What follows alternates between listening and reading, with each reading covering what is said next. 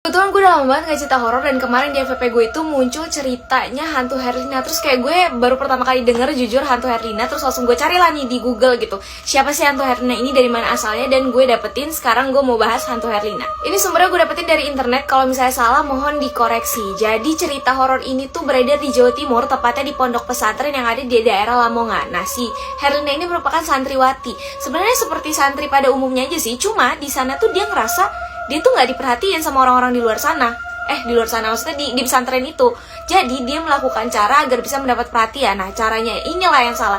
Dia malah mengambil batu akik dari kiai yang mengajar di pesantren tersebut. Nah, si Herlina ini tertangkap basah oleh santri lainnya. Jadi pas melakukan pencurian dia lagi basah gitu. Jadi pas ditangkap dia lagi basah-basah, enggak dong. Maksudnya dia pas lagi nyuri langsung ketahuan sama santri lain, terus diaduin lah ke kiai yang punya cincin akik ini, dan akhirnya dihukum sesuai dengan peraturan yang ada di pesantren tersebut.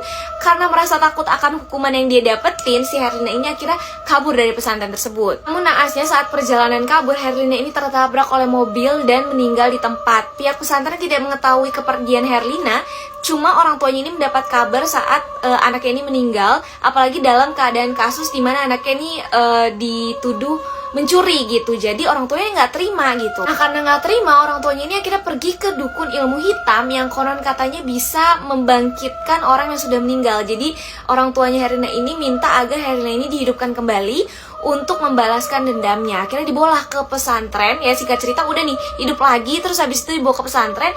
Nah, pihak pesantren ini kan tadi kan nggak tahu kan kalau misalnya si Herlina ini kabur.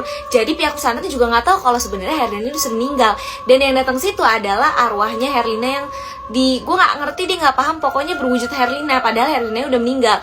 Dan akhirnya kasus pencurian itu kan ditutup dan pihak pesantren ini menerima kembali Herlina.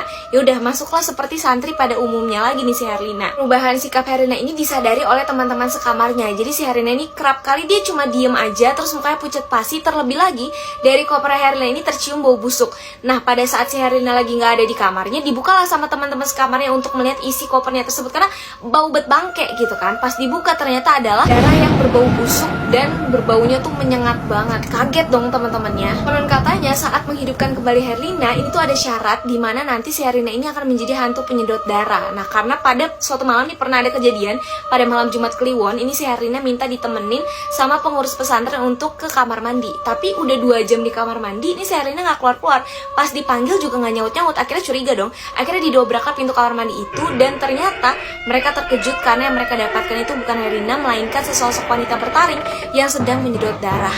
Si santri tersebut kaget dan lari melaporkan kejadian tersebut kepada sang kiai. Akhirnya sang kiai ini memburu hantu Herlina ini dan dimasukkan ke dalam botol, kemudian botolnya dibuang, berharap tidak satupun ada orang yang menemukan botol tersebut.